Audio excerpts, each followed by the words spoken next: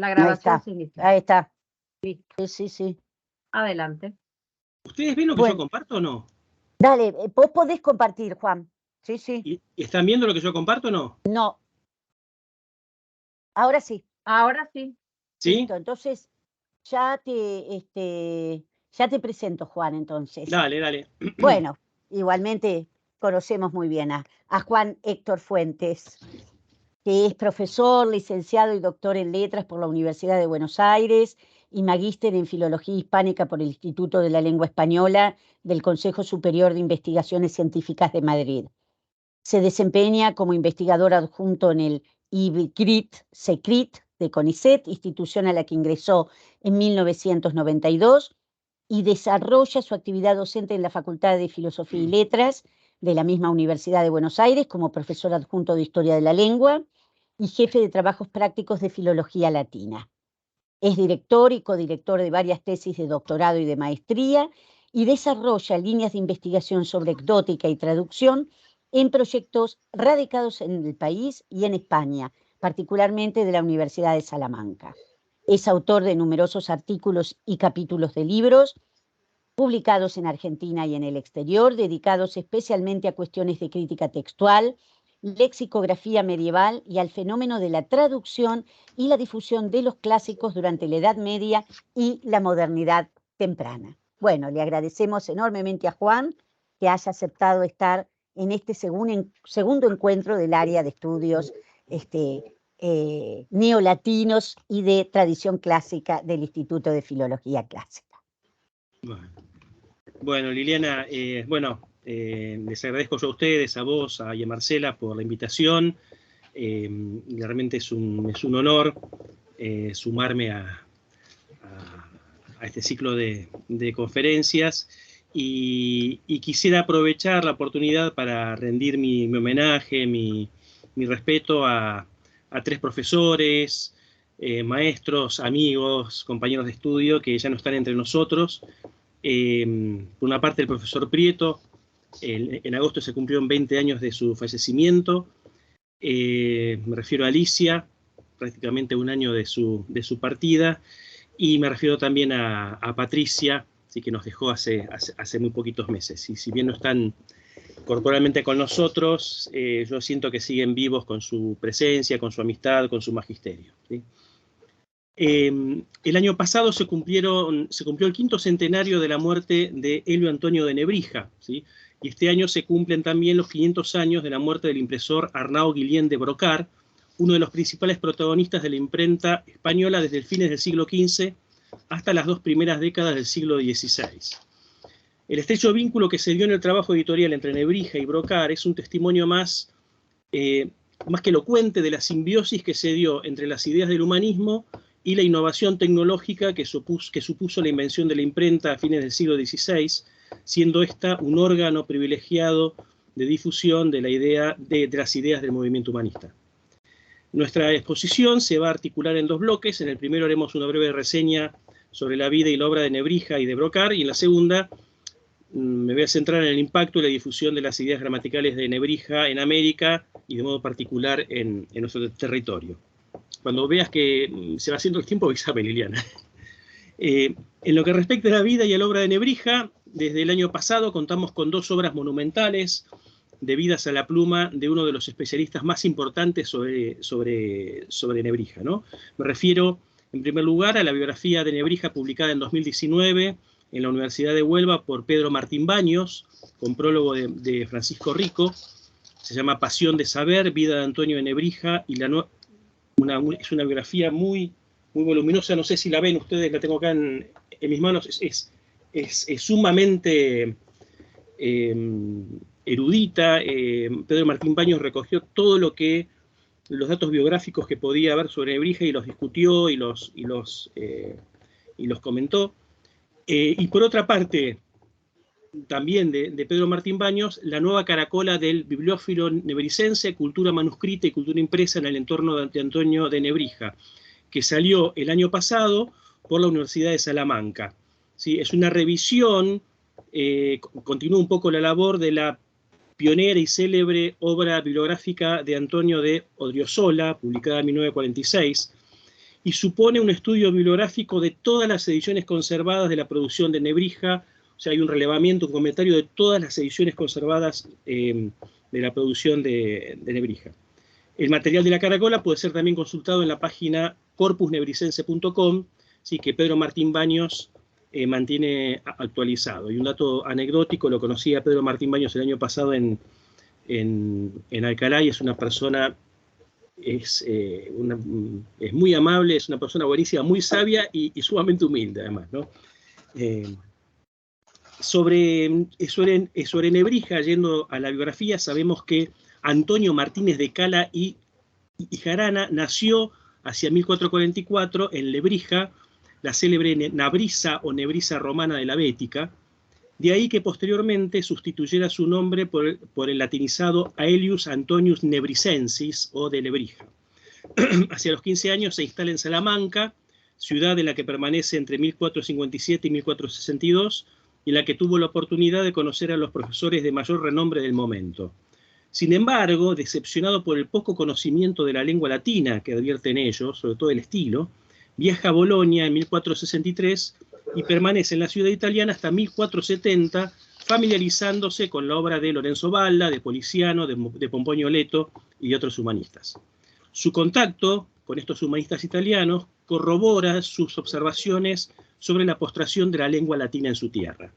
Como bien observa Guillermo Alvar, Nebrija construye una imagen heroica de su estadía en Bolonia, como podemos apreciar a partir de las noticias que refiere de sí mismo en el Dictionarium Hispaniensi in Latinum Sermonem, llamado habitualmente Diccionario Hispano-Latino. Dice en el prólogo: así que en edad de 19 años yo fui a Italia, no por la causa que otros van, para ganar rentas de iglesia o para traer fórmulas de derecho civil y canónico o para trocar mercaderías, más para que, por la ley de la tornada, después de luengo tiempo, restituyese en la posesión de su tierra perdida a los autores del latín que estaba ya muchos siglos había desterrados de España. ¿Sí? Él se considera como que va a restaurar ese latín que se había perdido en la península ibérica frente al latín que él considera casi bárbaro de la Edad Media. Heroica es también la misión que asume que le fue dada. Nunca dejé de pensar alguna manera por donde pudiese desbaratar la barbarie por todas las partes de España tan ancha y luengamente derramada, dice él mismo en el prólogo del diccionario.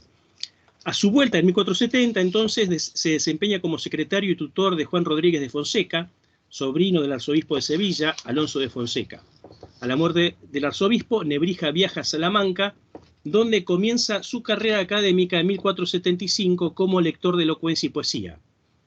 Al año gana la cátedra de prima de gramática. En 1481 publica su primer bestseller, sus Introducciones Latinae, que gozaron de muchísimo éxito ya por la cantidad de ejemplares vendidos, ya por las ediciones y reimpresiones que salieron a partir de 1482. En 1485 lee su primera repetitio, como una clase inaugural, que no llegó a nosotros, sobre los miembros y las partes de la gramática. De 1486 es su segunda repetitio, de Corruptis Hispanorum Ignoranti Quorundam Literarum Vocibus. Ese mismo año tiene la oportunidad de presentar a la reina Isabel su futura gramática sobre la lengua castellana y compone un poema dedicado a los reyes católicos a instancias de Fray Hernando de Talavera. En 1487, gracias al mecenazgo de don Juan de Zúñiga, quien había sido discípulo suyo, Nebrija deja las clases en Salamanca. Previamente se había casado con doña Isabel Montesinos de Solís, con quien tuvo 7 hijos. Este período, que se extiende hasta la muerte de su mecenas en 1504, fue especialmente fructífero para la producción científica de Nebrija. En 1488 publica una edición bilingüe de sus introducciones por iniciativa de la reina. En 1489 salen sus Differentia ex Laurentio Valla, Nonio Marcello et Servio Honorato Excertae, partiendo de las elegantiae de Valla. En 1491 se publican 22 poemas latinos debidos a su pluma, en los que se destaca el elogio de los reyes católicos y su admiración por la antigüedad. En 1492 se da a la luz su gramática sobre la lengua castellana, que no tuvo en su momento mucha repercusión y que tendrá que esperar al siglo XVIII para ser suficientemente valorada. Ese mismo año publica su diccionario latín-español y en 1495, se supone, el vocabulario español-latino, cuya edición aumentada se imprime en Salamanca en 1513. Ese mismo año fueron editadas las Elegancias romanzadas, de atribución dudosa, y un año más tarde los Wafre Dicta Philosophorum, repertorio de sentencias de Diógenes Laercio.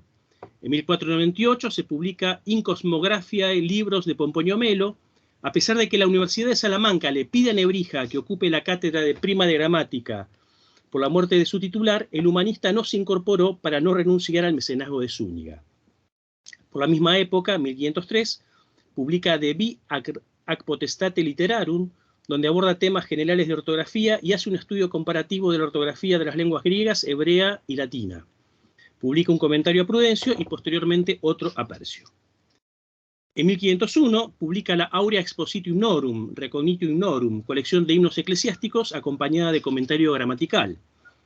Por esa misma época se integra al equipo que prepara la Biblia Políglota Complutense, obra monumental bajo la dirección del cardenal Cisneros, pero su dedicación a la crítica textual no fue del gusto de los teólogos y le procuró numerosos sinsabores. Claro, él quería corregir la Vulgata, llegando a ser denunciado ante la Inquisición y librándose de la misma por la intervención del cardenal Cisneros. En 1507 publica su Apología, en el que justifica sus comentarios a las Sagradas Escrituras. Es por esos mismos años cuando Nebrija inicia una estrecha relación editorial con el tipógrafo al que prácticamente le confiará todo su trabajo. En 1503, Brocard imprime en Logroño las Introducciones Latinae. Pocos datos biográficos fiables han llegado a nosotros sobre el célebre impresor Arnaud Guillén de Brocard, nacido presumiblemente en Francia, en Broc o Le Brocard, a fines del siglo XV y fallecido en 1523, probablemente hacia noviembre-diciembre, a excepción de algunas referencias indirectas en alguna documentación. Probablemente aprendió el oficio en los talleres de Toulouse y fue maestro impresor en diversas ciudades hispanas, desde 1490 hasta su muerte acaecida en 1523. En Pamplona, entre 1490 y 1501, Logroño, 1502-1514, Alcalá de Henares, 1511-1523, y simultáneamente tiene talleres en Valladolid también y en Toledo. Como bien señala Villarroel Fernández, en su producción influyeron dos importantes aspectos. Por un lado, su adaptación a la demanda local y su capacidad comercial. Por otro, su relación con destacadas personalidades del momento, como Nebrija o el cardenal Cisneros. Su producción inicial en Pamplona, de unas 30 ediciones, está centrada en libros litúrgicos a los que se suman obras escolásticas y filosóficas, entre ellas el Commentum super libros Politicorum Aristotelis, de 1496. Como mencionamos, en 1503 imprime las Introducciones Latinae, con las que entabla un estrecho vínculo de colaboración con Nebrija, llegando a ser la impresión de sus obras uno de sus mejores negocios. Justamente va a tener algunos problemas con Nebrija y posteriormente los hijos de Nebrija con la familia de Brocard, justamente por el derecho de edición y de venta de las obras de Nebrija. Volviendo a Nebrija, por la muerte de su protector en 1504, vuelve a la Universidad de Salamanca y en 1505 toma posesión de la cátedra a la que había renunciado. De 1506 es su tercera repetitio, De Peregrinarum Dictionum Acentu, y su Diccionario de Derecho Civil. En 1507 publica su cuarta repetitio, De Etymologia Dictionis, no publicada, y De Literis Hebraicis et de Literis Grecis. En 1508 pronuncia su repetitio quinta, De Analogia hoc est proportione. Por estar ausente desde el año anterior, se declara vacante su cátedra, y a modo de compensación en 1509 es nombrado cronista real y toma posesión de una nueva cátedra de retórica. El tema de las clases y la producción en Nebrija fue todo un tema a lo largo de su vida. A instancias del secretario real, Miguel de Almazán, compone una obra manuscrita, De Liberis Educandis, acerca de la educación de los hijos. En 1510 y 1513 pronuncia sus últimas repeticiones, De Mensuris, De Ponderibus, De Numeris, De Acentu Latino ac Latinitate Donati. Las tres últimas, por su contenido afín, fueron publicadas más tarde bajo el rótulo De Ponderibus. En 1510 publica un comentario crítico, In Seduli Pascale. En 1511 las obras de Pedro Mártir de Anglería, y en 1512 Carmina ex diversis autoribus in calendari rationem. Hacia la misma fecha publica un diccionario geográfico que, después de su muerte, desde 1536, será publicado junto con el latino-español y español-latino, De ahí la denominación de diccionario triplex. Posteriormente, el geográfico se va a dividir en dos partes, por lo que va a ser denominado diccionario cuádruplex. En 1513 queda nuevamente vacante la cátedra de prima de gramática. Si bien Nebrija optó por ella, le fue concedida a un joven desconocido, y Nebrija, sintiéndose humillado, abandona Salamanca, y luego de una breve estancia en Sevilla, Cisneros, que seguía apoyándolo, y Cisneros tenía realmente esa visión de,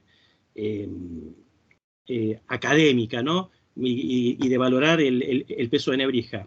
Él sigue apoyándolo y le concede la cátedra, crea la cátedra de retórica de Alcalá. Sí, un poco la visión de Cisneros, bueno, lo importante es tener a Nebrija, ¿sí? Que él de clases o no, está bien, que la clase es la de otro, pero que él siga trabajando y que sea un referente en la universidad. Tal como afirma Norton y Martín Abad, es probable que unos años antes, hacia 1511, Nebrija haya oficiado de vínculo entre el cardenal Cisneros y Brocard, quien en 1511 llega a Alcalá de Henares y convierte su taller en una imprenta al servicio de la recién creada universidad y de los intereses del cardenal, especialmente en lo que respecta a la edición de la Biblia políglota. En 1514 Nebrija edita los Libri Minores, una colección de textos muy conocidos en la época, los dísticos de Catón, el de Contemptum Mundi, las fábulas de Sopo, el Floretus, ¿sí? Obras de carácter escolástico. En 1515 publica en Alcalá su Artis Retórica y Compendiosa Coaptatio, en la que el humanista compendia pasajes de Aristóteles, Cicerón y Quintiliano. La edición de la retórica fue, la última edición es del 2005-2006, publicada por Garrido Gallardo. Y en 1516 publica su Tertia Quinquagena, en las que da a conocer sus comentarios a las Sagradas Escrituras. Los segmenta Ex Epistolis Petri, Pauli, Jacobi et Ioannis, un texto escolar en el que Nebrija puntúa y corrige fragmentos de las cartas que figuran en el título, y el Sanctuarium o Santorale, con 4 opúsculos, con 43 vidas de santos. En 1517 publica sus reglas de ortografía de la lengua castellana, y en 1518 el Lexicum Vocumque ad Medicamentariam Artem Pertinent, impresa al final de la edición de Dioscórides por él preparada. En cuanto a la historia, se conservan el índice y algunos capítulos de las Antigüedades de España, obra que no llegó a imprimirse, y en 1545, después de su muerte, se publicaron 2 tratados, uno sobre las guerras de Navarra y otro sobre las guerras de Granada. Nebrija fallece en Alcalá el 2 de julio de 1522, año en el que había prologado el poema latino de Álvar Gómez, Talicristia. En cuanto a Brocard, una cédula otorgada en Valladolid en julio de 1523 le permitió al impresor hacer frente a las pretensiones de los hijos de Antonio de Nebrija, Sancho y Sebastián, de beneficiarse con la exclusiva impresión de las obras de su padre ya fallecido. La impresión de las obras de Nebrija, junto con la de las bulas, constituyeron la fuente esencial de ingresos de Ternao Guillén de Brocard. La exclusividad editorial será prorrogada en noviembre del mismo año, pero para esa época el maestro impresor ya había fallecido. Como señala Martín Julián Abad, otorgó testamento en Burgos, pero se desconoce el lugar de su muerte. Y como vemos, entonces, la vida tanto de Nebrija como de Brocard, las vidas tanto del maestro humanista como del impresor estuvieron estrechamente vinculadas por esta tarea editorial, ¿no? Esto en cuanto a la biografía de Nebrija y de Brocard. Paso ahora entonces a hacer referencia un poco al impacto de las ideas de Nebrija, sobre todo las obras gramaticales y el diccionario, ¿sí? En el mundo americano colonial y especialmente en nuestro territorio, ¿sí? Para poder valorar la importancia que tuvo Nebrija en la conformación de la cultura hispanoamericana, ¿sí? Me voy a remitir a una relación de fiesta compuesta por Diego de León Pinelo Gutiérrez, hijo del entonces rector de la Universidad de San Marcos de Lima, Diego de León Pinelo, en 1556. La relación se guarda en un impreso sin carátula de la Biblioteca Nacional de España, bajo la asignatura R 36638, con el título de Fiestas que se celebraron en Lima con motivo del juramento de la pura y limpia concepción de Nuestra Señora por la ciudad en 1656. Si bien no figura ni lugar ni datación, esta relación habría sido impresa en Lima en fecha próxima a los hechos narrados. Sí, era muy común cuando había algún festejo que se hiciera como una crónica, un poco para dar a conocer cómo había sido el festejo, una especie de crónica periodística de la época, y por otra parte para una cuestión de memoria, ¿no? de conservar lo que se había realizado. Parece que en la fiesta anterior la relación anterior, quien había hecho la relación anterior no la había terminado, por eso entonces se la confían al hijo del rector de la universidad. La fiesta relatada se enmarca en los festejos con motivo de la concesión del patronazgo inmaculista a la ciudad de Lima por parte del Papa Alejandro VII en mayo de 1655, hecho visto como un triunfo de la monarquía de Fernando IV. Los festejos comentados reflejan la devoción de la ciudad de Lima y particularmente de la institución universitaria por la Inmaculada Concepción de María. Comenzaron el primer domingo de octubre de 1656 y duraron más de 2 meses. En su relato, León Pinelo se centra en la mascarada organizada por la universidad el 14 de diciembre, integrada por 6 grandes carros alegóricos que en cierto modo nos recuerdan los triunfos de Petrarca, en los que se estima participaron unas 1.300 personas.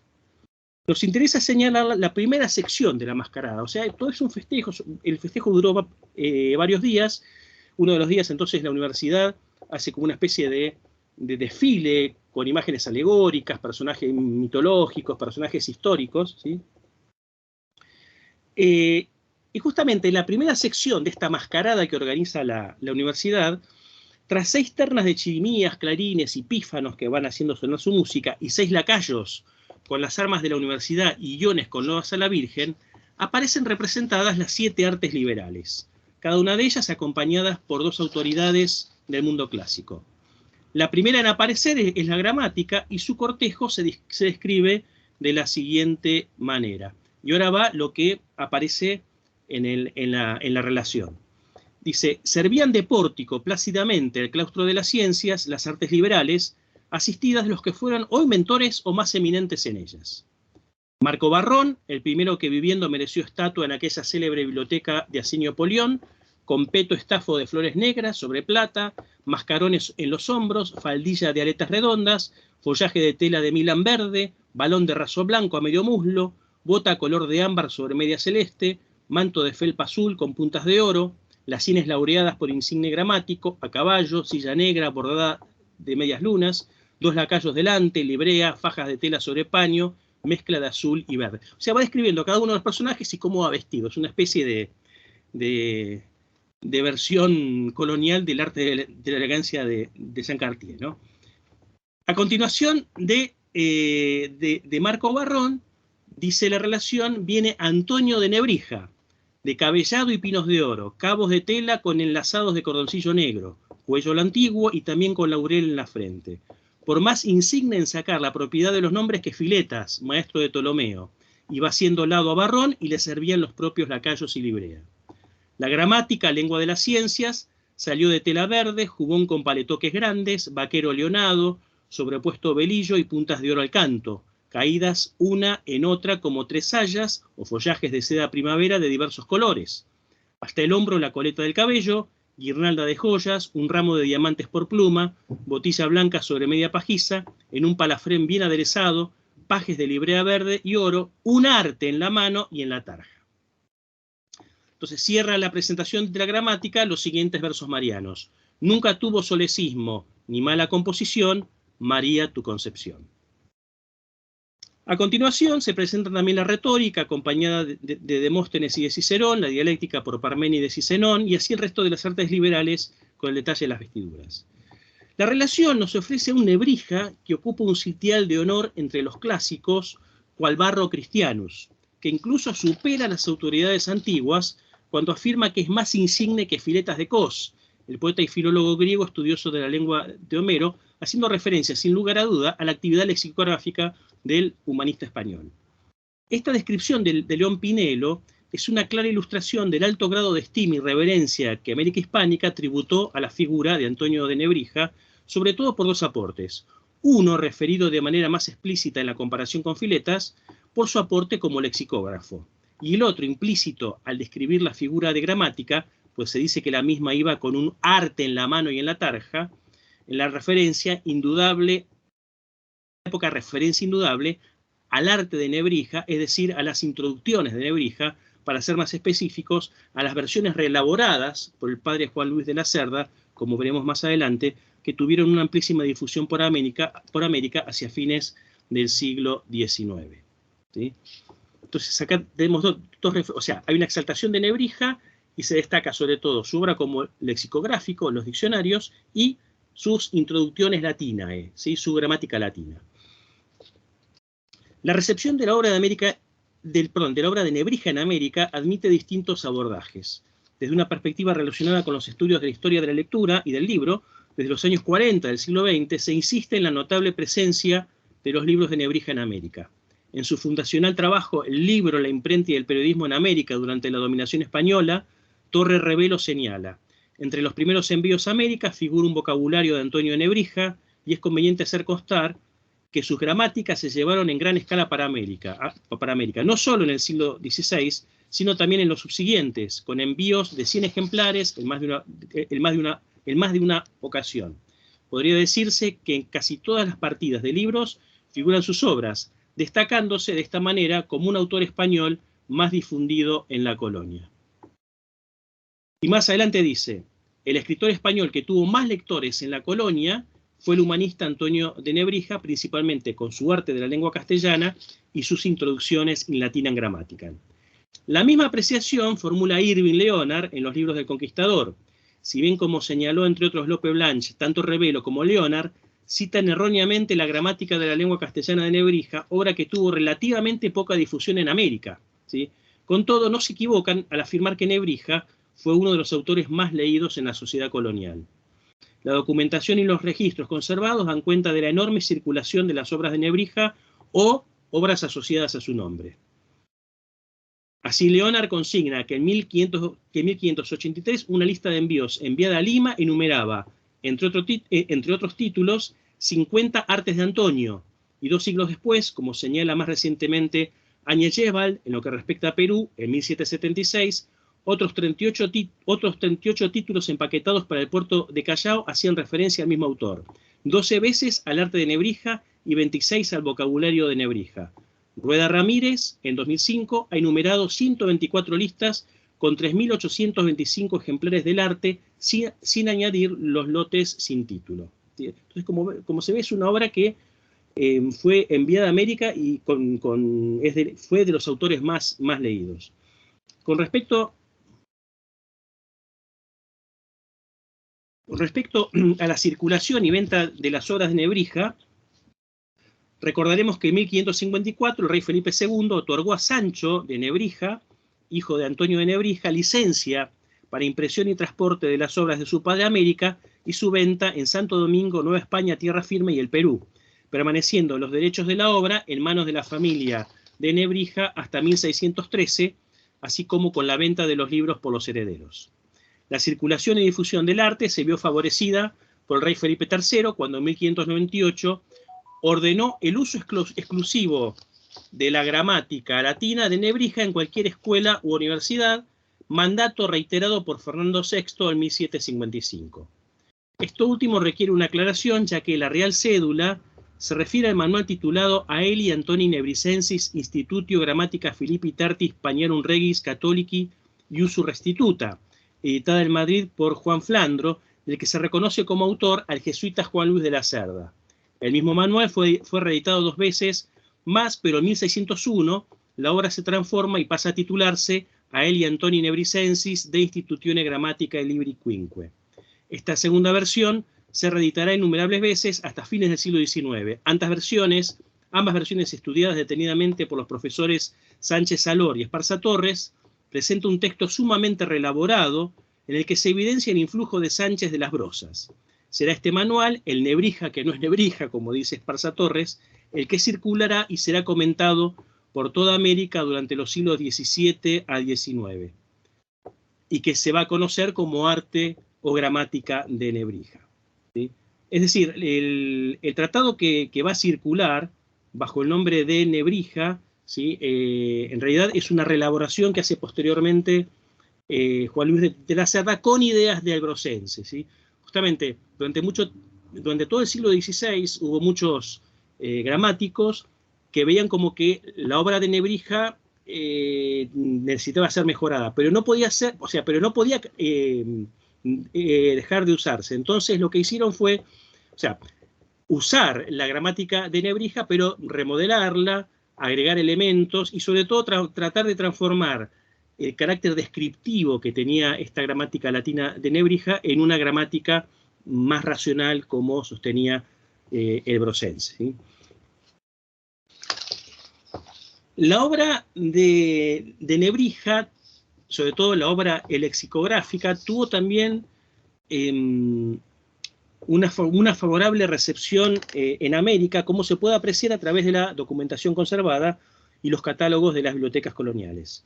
De modo particular, el vocabulario español latino no solo fue utilizado como instrumento de enseñanza de la lengua latina, sino también como matriz para la confección de los vocabularios de las distintas lenguas originarias por parte de los misioneros, ¿sí?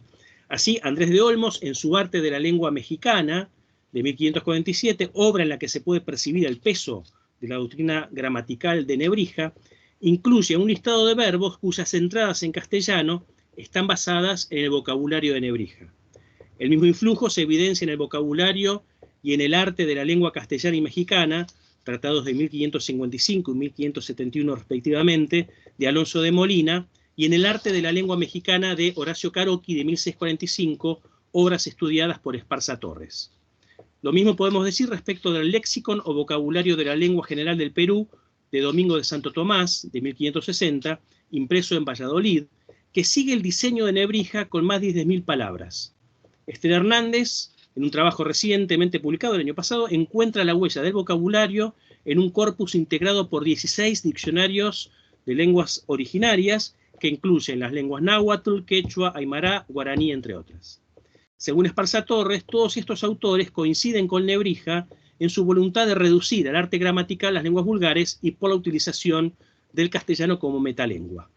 En lo que respecta al influjo de la doctrina gramatical de Nebrija y de su vocabulario en la elaboración de los tratados de lenguas originarias, es mucho lo hecho, pero queda mucho por hacer, y también mucho por revisar a la luz de los últimos estudios sobre la producción nebricense, ¿sí?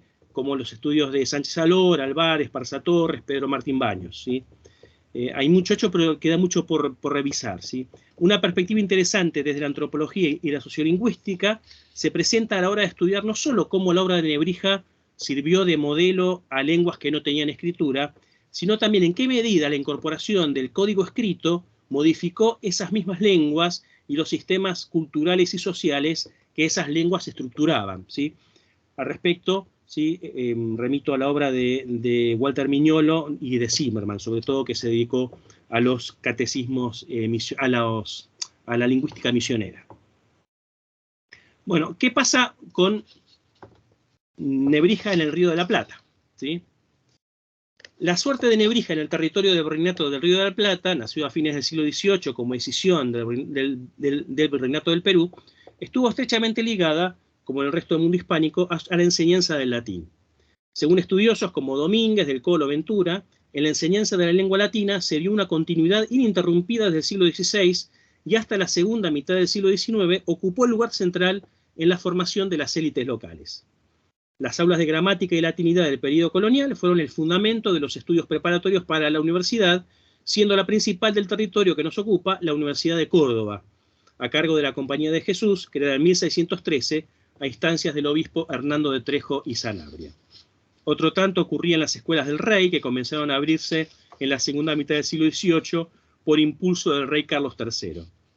Entre ellas se encontraba el Real Colegio de San Carlos de Buenos Aires, fundado por el virrey Bertis en 1767, que, según Alejandro Korn, si bien ejerció una influencia limitada en la difusión de las ideas modernas de la época, cultivó con éxito la enseñanza del latín y dio lugar a una tradición clásica cuyas huellas se hallan a cada paso en la literatura revolucionaria.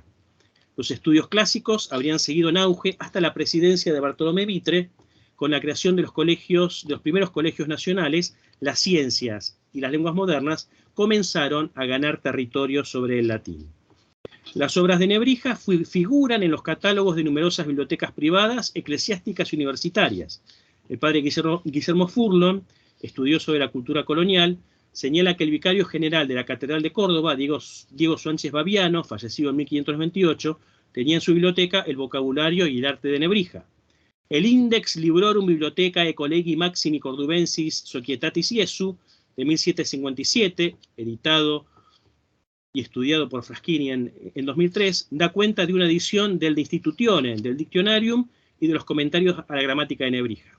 Asimismo, la obra de nuestro humanista aparece en testamentos, como el del capitán Francisco Moyano Cornejo, mencionado por Furlon, que en 1683 incluye, entre otras obras, el vocabulario. Parada, en un estudio de 1998, señala que el arte de Nebrija es uno de los libros con mayor frecuencia de aparición en las librerías particulares de los siglos XVI a XVIII y hasta 1810, y ofrece una tabla con la nómina de los poseedores identificados. En lo que respecta a la primera mitad del siglo XIX, como afirma Carolina Domínguez de la Universidad de La Pampa, la enseñanza del latín no sufre modificaciones considerables en cuanto al método o a los libros de textos empleados durante el periodo denominado colonial.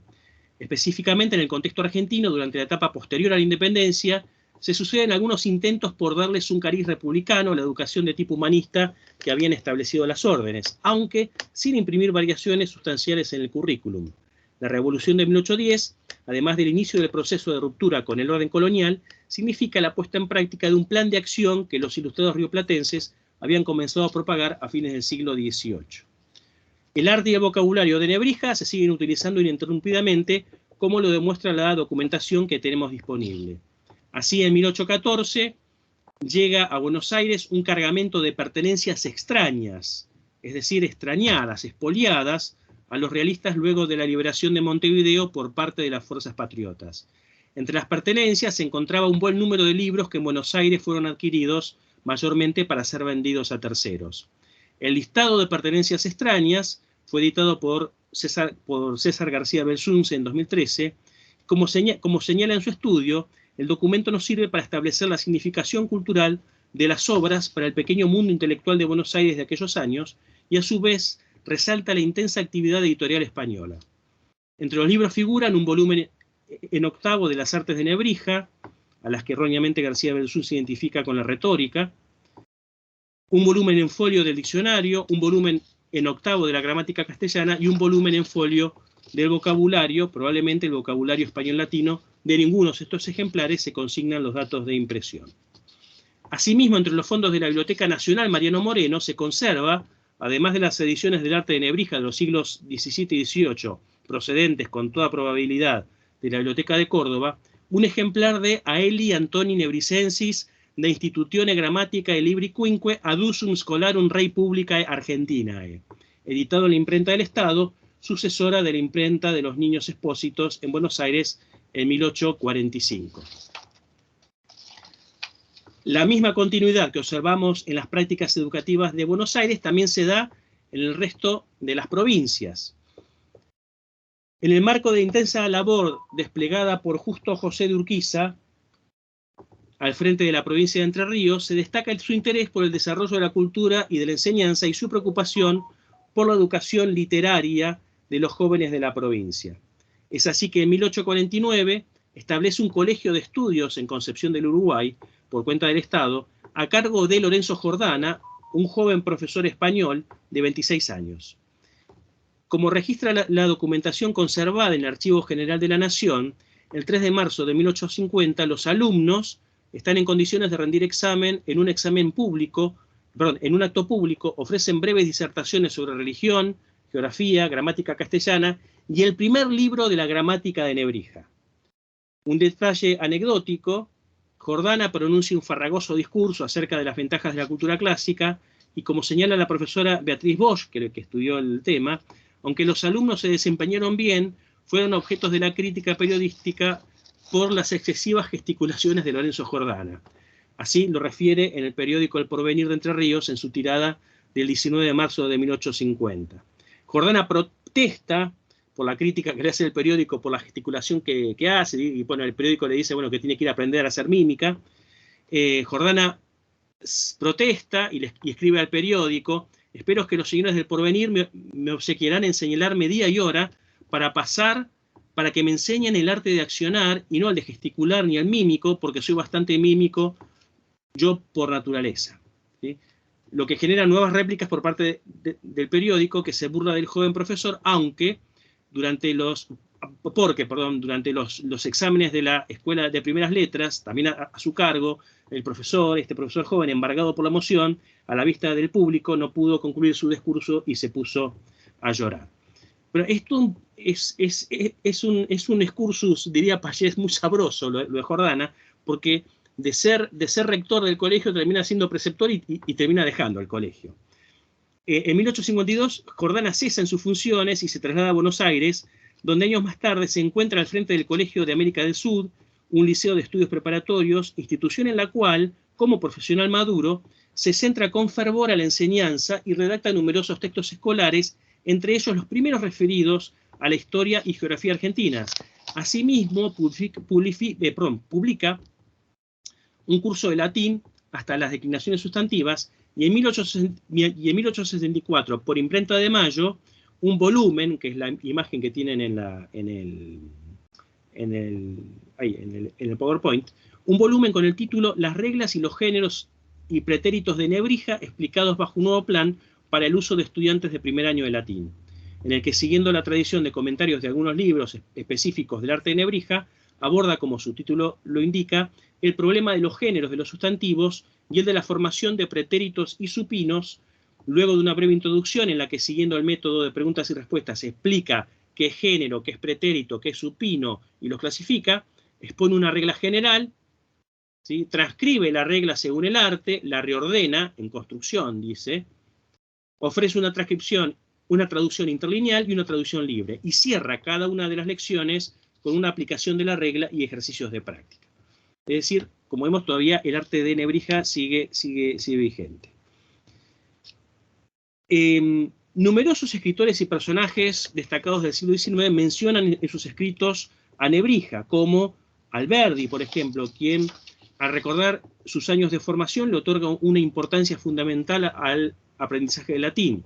Su primer contacto con esta lengua tiene lugar de manera informal en la casa del gobernador de Tucumán, Alejandro Heredia, dice Alberdi en sus memorias.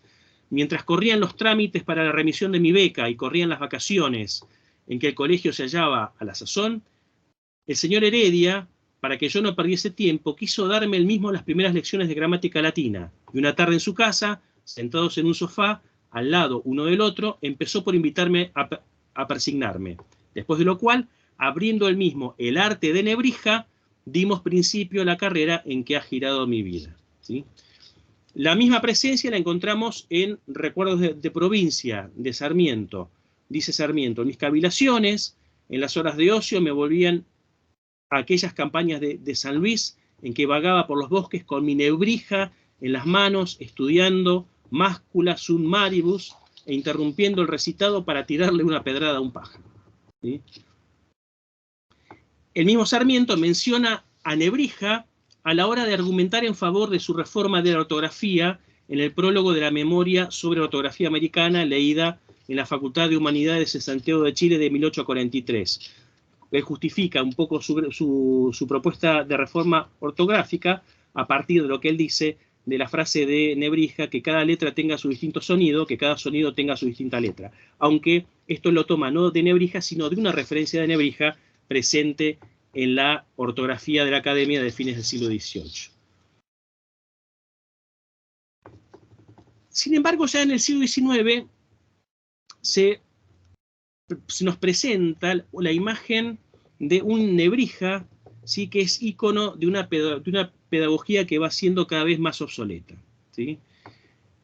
En Sarmiento se evidencia la tensión entre dos modelos pedagógicos en pugna que se dio en Argentina en el siglo XIX. Uno de orientación humanística, basado en el cultivo de la tradición clásica, y el otro, el modelo denominado utilitario, promovido por agentes culturales identificados con el positivismo o la cultura científica, como denomina Terán para el Río de la Plata.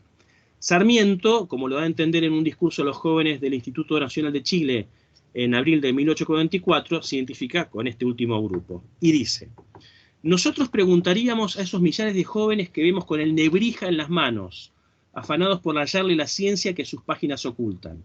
¿A dónde vais a parar con esos estudios estériles? ¿A las glorias del foro y a la fortuna que viene en pos? Pero observad, jóvenes ilusos, que son muchos los llamados, son todos los que estudian y raros, rarísimos los escogidos. ¿Por qué no abandonáis esos caminos estrechos, ese campo agotado ya y estéril, para explotar terreno virgen de las ciencias naturales, cuyo cultivo no trae por resultado positivo como la abogacía el arrancar una piltrafa al que se arruinan los pleitos, sino aumentar la riqueza de la nación, ensanchando la limitada esfera de la producción y agregando nuevas riquezas a las que ya forman el corto caudal nacional? Dejad el Nebrija, que si no os dedicáis al foro o a la iglesia, os conduce en línea recta a la nada, al vacío, a la petulancia presuntuosa, y dedicad todas las fuerzas de vuestra inteligencia a reconocer y a saber distinguir esos erizados peñascos que os rodean y que contienen, sin embargo, todo el porvenir de Chile. Entonces, acá Nebrija no solamente es ícono de la enseñanza de latín, sino también de esta orientación en los estudios humanísticos frente a la educación utilitaria promovida por Sarmiento. Durante el último tercio del siglo XIX, el afán cientificista y positivista se hace sentir también en el ámbito de la enseñanza en latín. Durante ese periodo se produce la llegada de profesores extranjeros convocados por el Estado argentino para incorporar los progresos de la filología científica que se encuentra en boga en Europa, y muchos de ellos elaboran libros de textos para sus cátedras, como el profesor italiano Matías Calandrelli, quien en sus estudios señala la necesidad de innovar tanto el método como la dirección de los estudios clásicos y proporcionarles un carácter científico acorde con los adelantos de la filología y el positivismo. Frente a este nuevo paradigma, Nebrija es presentado como ícono de una metodología ahora obsoleta. Así, en su gramática comparada de las lenguas latina y griega, afirma: el doctor López ha acertado en juzgar como perjudicial la enorme pérdida de tiempo de los jóvenes al estudiar material y desordenadamente aquel poco de latín que hasta la fecha se ha enseñado en las escuelas con la gramática de Nebrija, este resto del siglo XVI. Y en la gramática filológica de la lengua latina sostiene: quien lee mi gramática, después de haber leído la de Nebrija o de otro resto de la antigüedad, tendrá que olvidar el pasado y rehacer el camino, pues habrá tanta diferencia entre las dos como la que hay entre la luz y las tinieblas, el saber desordenado y el saber conciencia, o sea, con el porqué o la razón de lo que se aprende y se sabe. Esta es mi gramática y la base sobre la que se funda.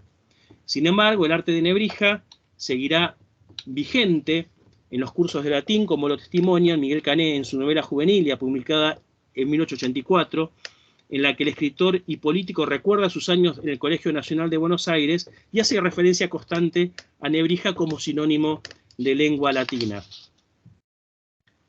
Al hablar de un personaje que no conocía muy bien el latín, decía: tal era su afición al Nebrija, ¿no? Asimismo, a fines del siglo XIX se vendían ediciones de la gramática de Nebrija en las librerías, y esto se da a fines del siglo XIX y comienzo del siglo XX.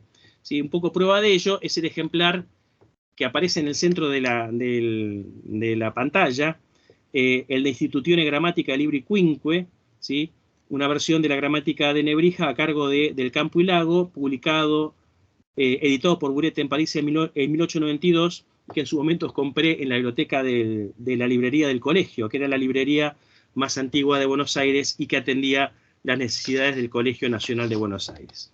Sí, para concluir, la figura de nuestro humanista y la valoración de sus obras en América entre los siglos XVI y XX se nos presenta como un fenómeno dinámico, complejo y por momentos contradictorio, que va de la exaltación del Nebrija, develador de la barbarie, que por momentos supera a los clásicos y abre las puertas de la ciencia con su gramática, como vimos en las fiestas de la Inmaculada de Lima, del Nebrija latente y relaborado, que sirvió de modelo a los tratados y vocabularios de las lenguas originarias y que brindó soporte escrito a hablas que hasta entonces vivieron en oralidad, del Nebrija que sirve de inspiración a Bello y a Sarmiento para la reforma de la ortografía, al Nebrija oscurantista y retrógrado de Sarmiento y de Calandrelli. Con todo, el aporte histórico de Nebrija en la configuración de nuestra cultura, en muchos de sus aspectos, es indiscutible y queda por estudiar. Este centenario es una ocasión más que oportuna para hacer visibles sus huellas y rendir el homenaje correspondiente tanto al maestro humanista como al maestro impresor que le facilitó la difusión de sus obras. Muchas gracias. Un dato más.